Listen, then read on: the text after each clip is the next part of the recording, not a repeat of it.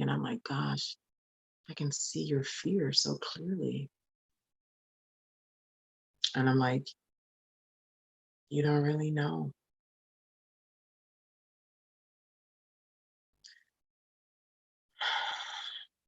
You have the knowledge of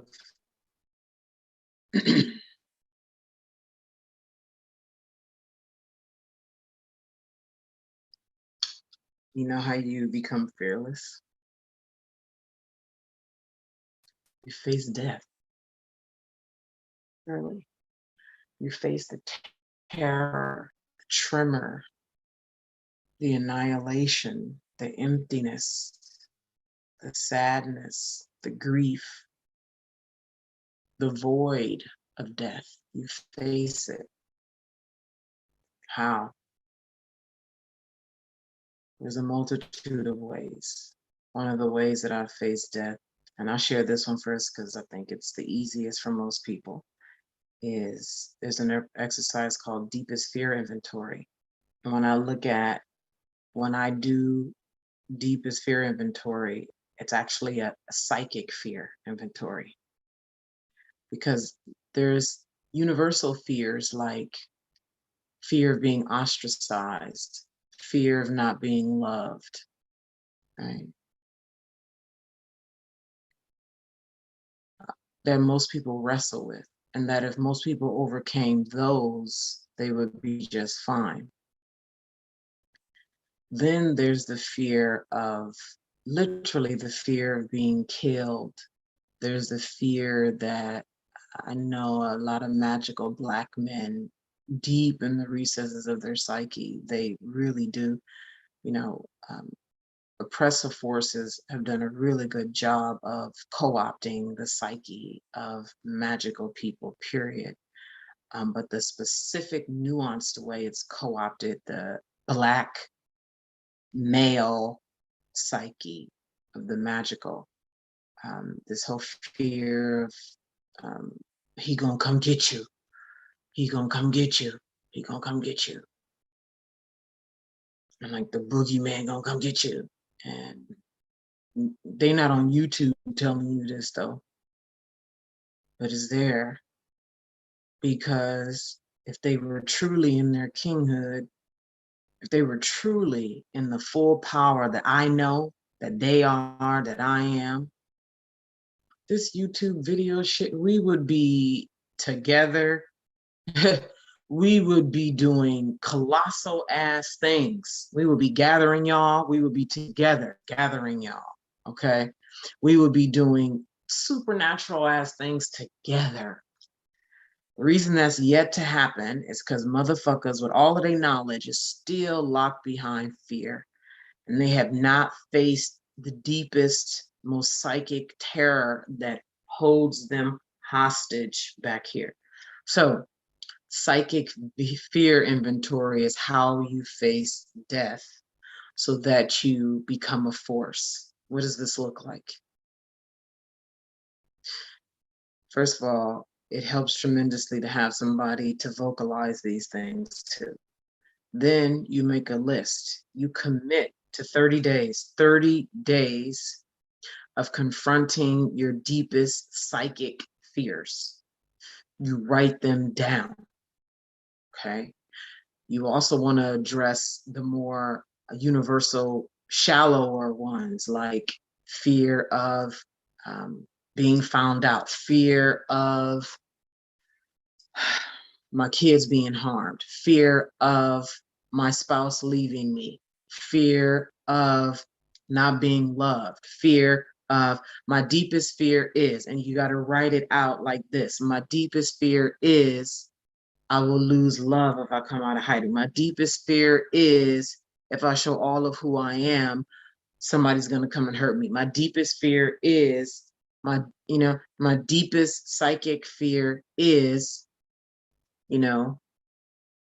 this something's going to happen and it's going to be more powerful than me and I'm not going to be able to handle it. My deepest fear is people are going to think I'm crazy if I share this. My deepest fear is, like, you do that for 30 days and you say it out loud to your partner.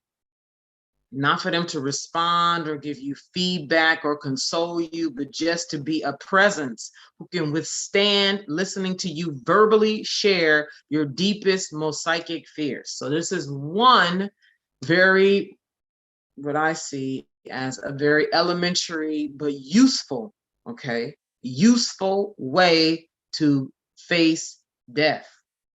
Because what happens in this process, when you commit to a 30-day, you got to commit to the 30 days. I have done this. It is invaluable. Okay. When you commit to the 30 days and you allow yourself to sit and tell the truth about these and then say it out loud, a big part of this is saying it out loud to somebody who can stand it.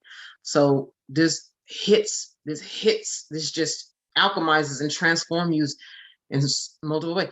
Meaning, let's say you got a partner who your partner feel like they know you, you feel like they know them, and you start doing this personal work, getting deeper down into your deepest psychic fear, and then you see yourself before you say it out loud to them. You see yourself saying it out loud to them, and you can feel in your body what it will feel like to tell them that is a death and a transformation for you.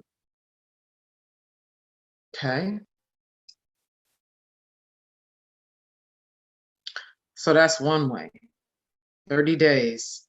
Write it down. Every day for 30 days, or at least 5 days a week, you say this out loud to your person. So that means 5 days a week for a month, you're writing down a fresh new list of deepest psychosphere. You exhaust it. You keep going. Even when you think you don't have no more, keep going, keep doing. You commit to the 30-day process. So that's one.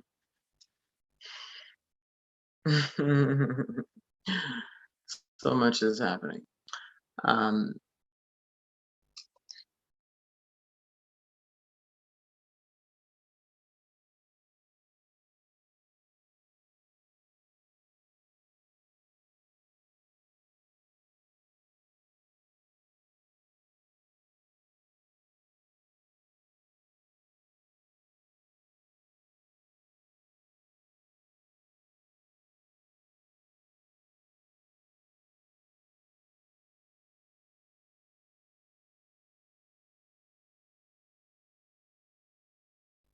There's a multitude of ways you can engage in death rituals.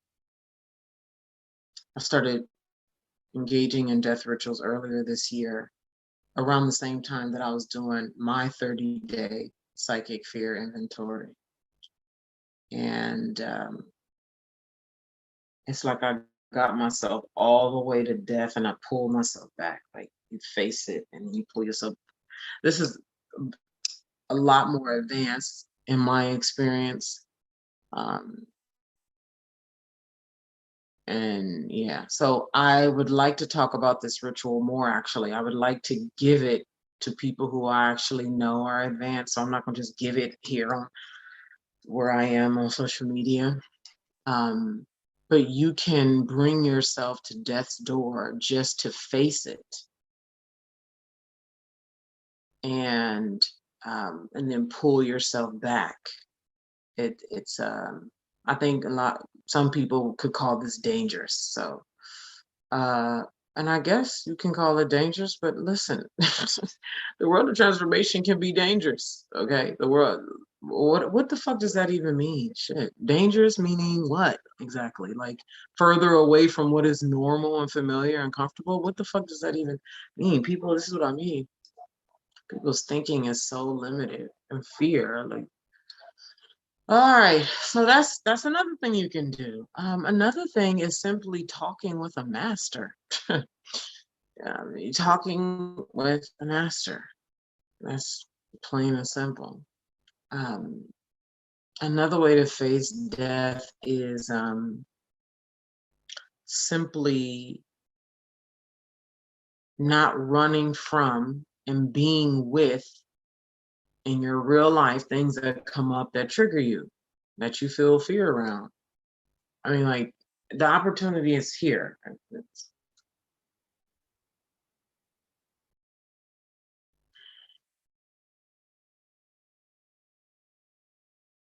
I have awarenesses here, and I'm just noticing things as I'm All right, so I'm gonna go here now. So thank you so much. Thank you so much. Thank you. Oh, yes.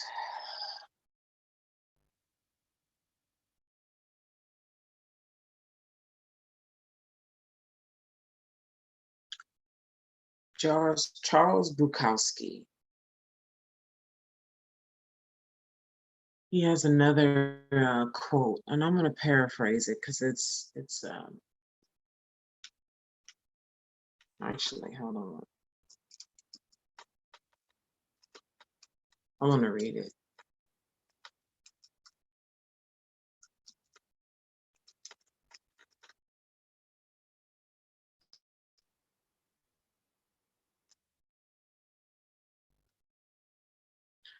I'm going to share this quote because I'm speaking to you. If this is you, I'm speaking to you with where I'm getting ready to go here.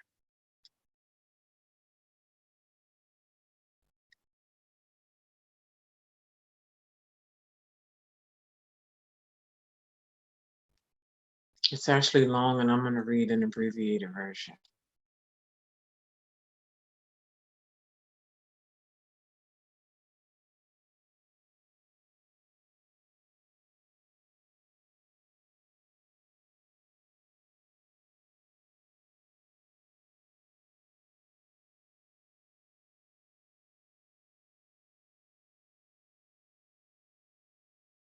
All right, here we go. This is a piece of a longer poem that he wrote. You want to call it a poem. Don't do it unless it comes out of your soul like a rocket.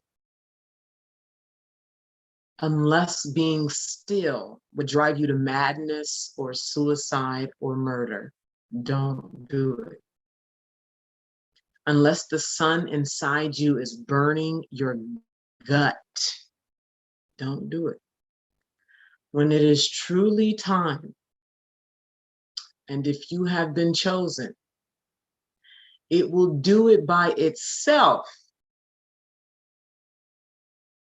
and it will keep on doing it until you die or it dies in you. There is no other way, and there never was.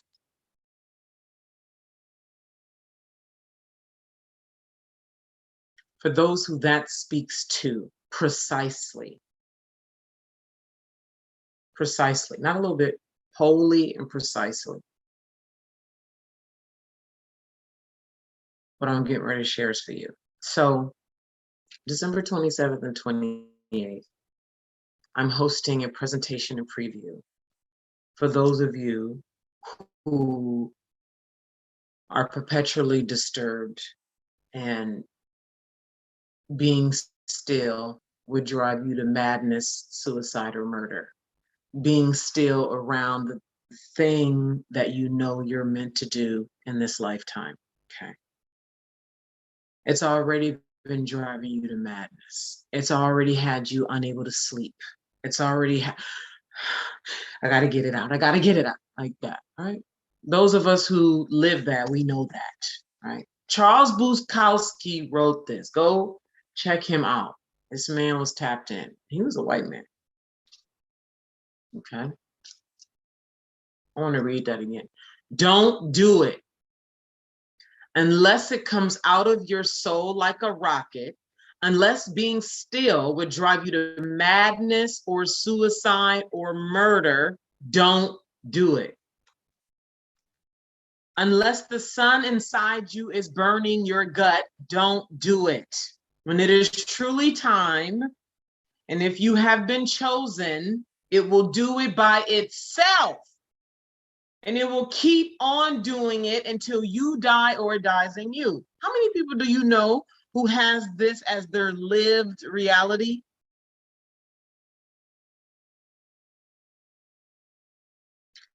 So I'm putting together a 6-month vortex for those who wholly identify with what Charles said and require, not you would like to, oh, that I would like to, right? That's for those people. That's for those people over there.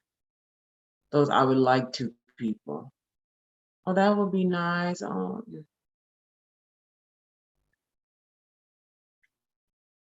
I'm very grateful for what has transpired in the Arrogant Witch community because it's so illuminated what I have sensed for a long time.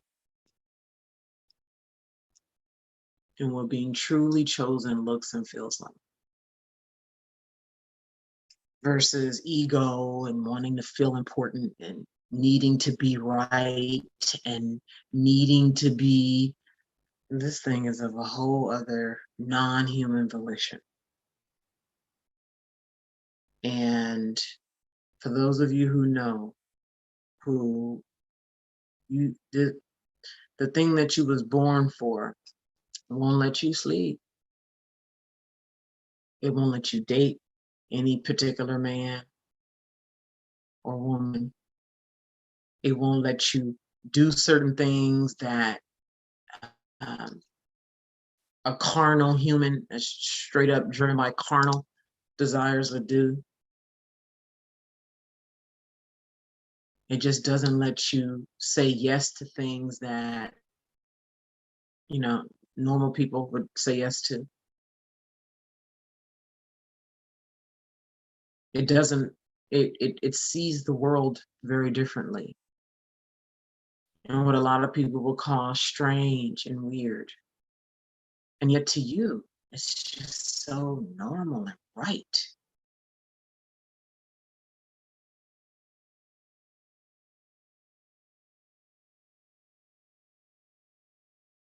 And so you stop trying to get those other people to understand.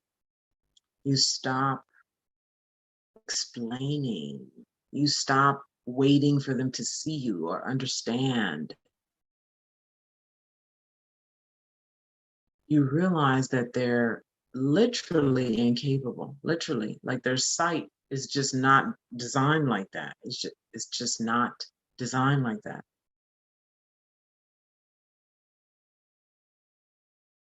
And what makes you cultivated, this is part of what is evidence of you being cultivated in your magicalness.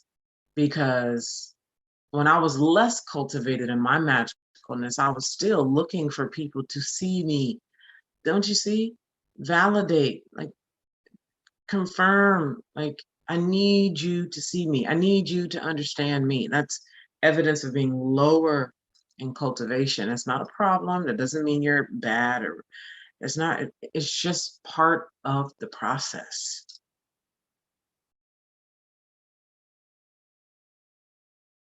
So when you're still looking for that and you still allow being in that space of, and I can elaborate there, in that space of still looking for people to understand and get it and see and all that,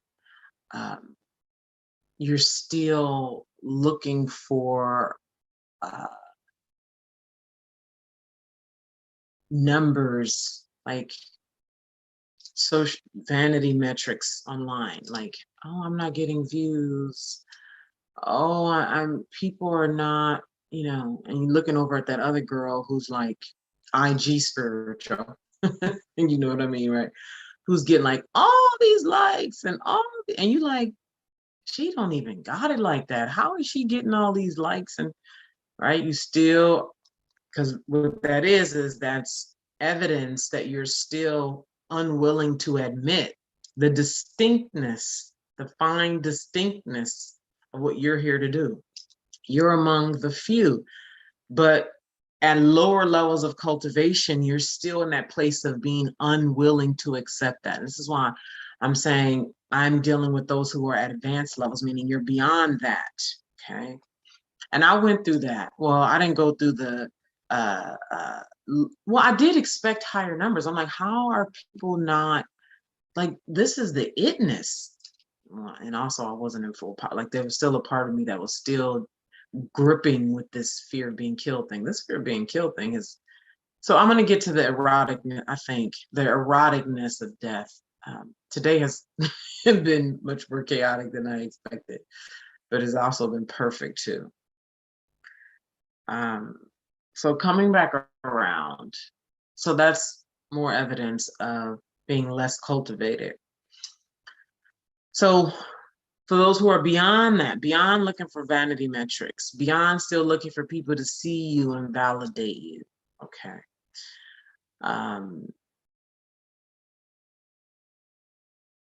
you really get it now because you've had nights to wrestle with yourself.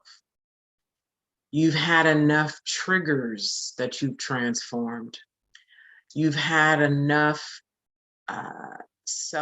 genuine curiosity within yourself, genuine exploration and curiosity and inquiry within yourself. And you've come to some conclusions. And you've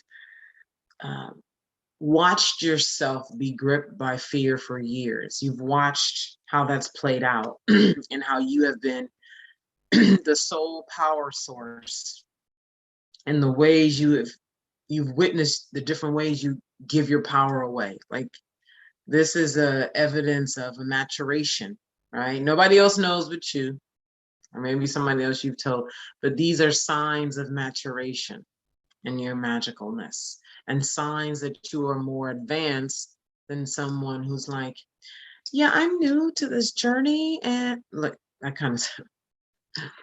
And I'm just trying to figure out what all this is about. Right? I know I've had power all my life, and I just want to know, like, what is this?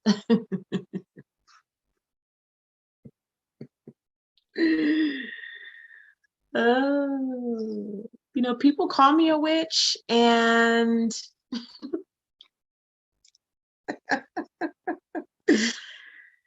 you okay, baby, you okay.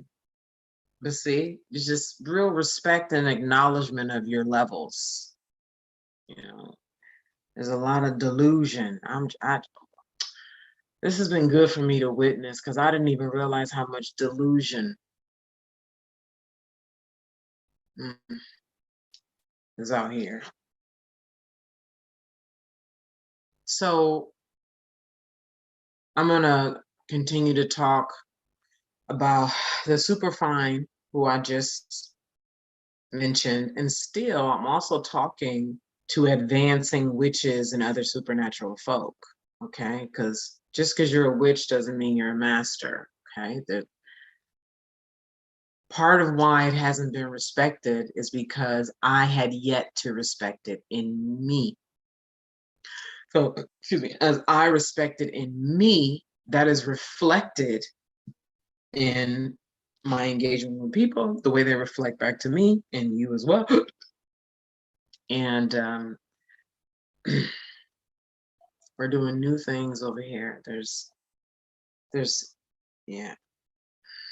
So this 6-month vortex that I'm going to be doing a 48-hour presentation and preview. It's private. It's not going to be for public having. Is really for, it's like for me. It's like for the me I was even 3 years ago. And a way that I was like, I would be in a program or having a conversation with a person, trying to say things, and the quality of their presence made it like I kept trying to, right? Because they don't have the capacity in the space, but I needed to get it out. And then also part of me was like, do you see what I see? Do you get this? Do you see? And the part of me that was still very much gripped by being killed. And I know what it takes to come up out of the burdens of these things. Facebook, can you hold on? Let me go over to Facebook real quick to make sure I can be seen. Yeah. Okay. I know what it takes to come out of it. Darlings, male and female, you can come up out of the grip of fear. You can do it. You can do it. I'm like, to me, it's like now, it's so evident. It's like, really, like, nobody is doing this. Like, but see, that's exactly how your pioneering work goes. It feels like, really, nobody's doing this? It feels like, you mean to tell me? That's exactly, like, that's evidence right there. And facing death, there's going to be travel. Yeah. Oh, yes. Travel involved. And our first destination is going to be international. It's going to be its own kind of coven, way more advanced for truly rock star, like truly elite. It's in the psyche of most people to disrespect elite. It's just is there. And what's going to be so critical for you to really come out in 2022 and be able to call in large amounts of money. When I say large, I mean millions. Okay. What's really going to be required for you to withstand the team that's necessary? Like, that's where you're going. It's required for you to do what you came here for. For you to be with yourself. It's going to take a level of commitment that you have never committed before. It's going to take a level of commitment that you've never committed before, that your pioneering work demands.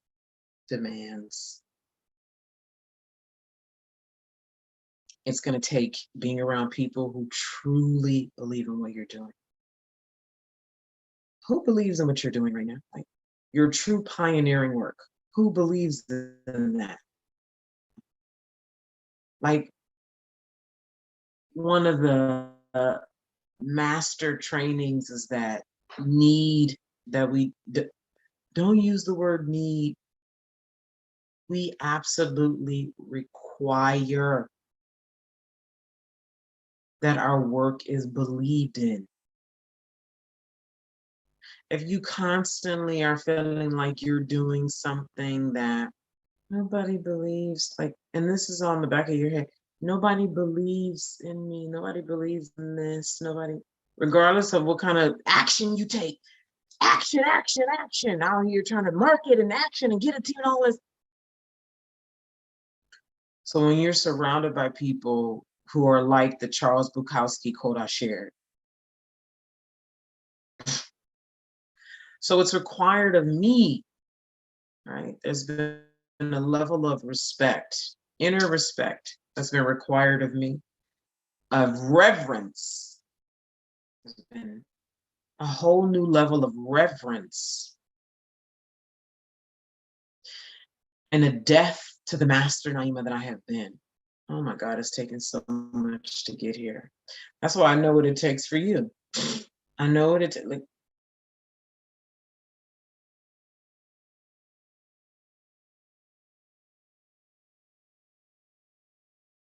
it's multidimensional. There's a tenderness element to it. There's a soft element to it.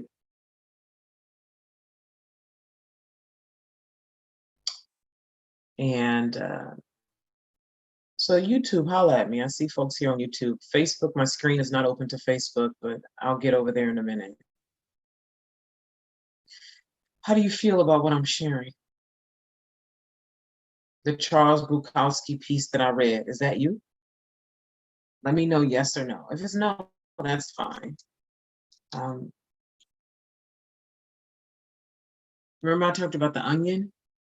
It's if you are not the Charles Bukowski quote, but you come around and you hang around, it probably means you're on this outer layer of the onion. Remember I talked about the outer layer? Okay. That they're not masters, but they're ideal, typically ideal prospects for leading the message of the pioneer. So the link is naimasingletary.com/private gravity. This is for the pioneers, so the ones who wholly identify with the Charles Bukowski quote I shared. And then those of you who are, you're not that, but you are on that second outer layer of the onion, and you are a witch, supernatural being,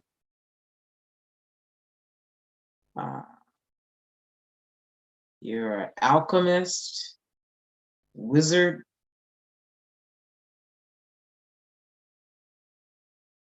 because you have a place here.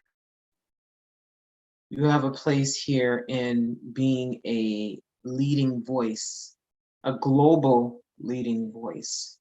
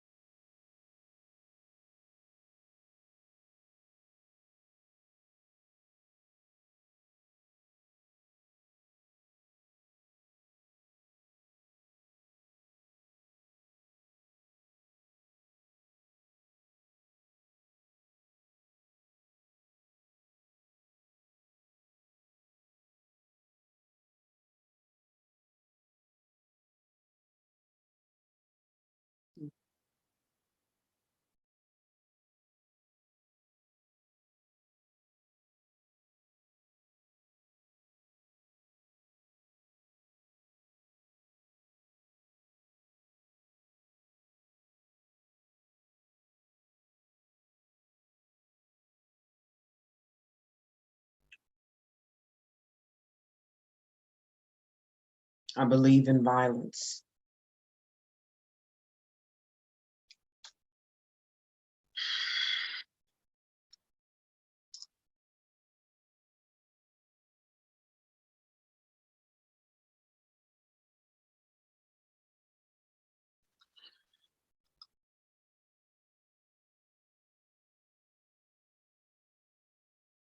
I think this is the last thing I'll share.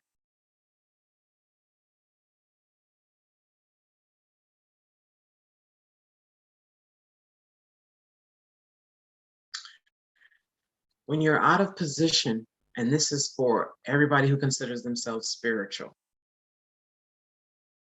when you are out of position, you have great reason to be scared. You have good reason to be scared. When you are out of position, you have great reason to be scared. Okay. when you are in position, meaning you are in admission of who you are. You're in admission of who you really are, not what your ego wants to be, but who you truly are at a core level. When you're in admission of who you truly are and you take your place, you are automatically protected at the highest levels. And there's zero to fear. When you're in position, there are hands that become involved in your life that are beyond you. When you get into your right position, there are hands, invisible hands, that come and influence your life that are beyond you. Okay? So, a lot of this weapons formed against me rhetoric in the spiritual community, fear of, you know, people against you and fake people and all of this that I've heard, and you know, the evil eye. Oh my God, is that the like, nigga, you scared as fuck if you over here worried about the evil eye, nigga. When you are in position, truly, see, a lot of people are not in position. That's why they scared. They out here talking this talk, but they not really in position. People not taking this shit serious. People think that out here is what it is. You think what you see out here is just, yeah, it is for you, because that's all, that's what is true for you out here. With the, do you understand that there, as above, so below is a fact? Good. So you get in position, right? Don't worry about the enemy. Oh my God, you're the enemy. Okay, the devil, and you're the devil.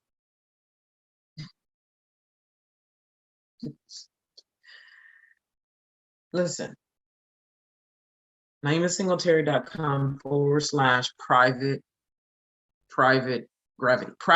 NaimaSingletary.com/private gravity. And I'll leave you with this. What would it look like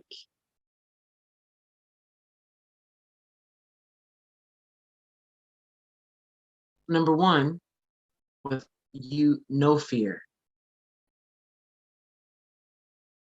Number two, what kind of power would you have if all of the people who in your psyche will cause you harm, the devil, the enemy, evil eye, the white man, angry ancestors,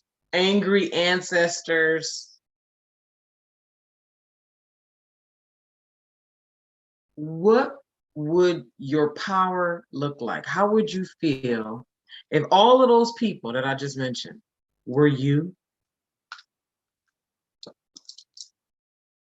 That's your homework. Go do that.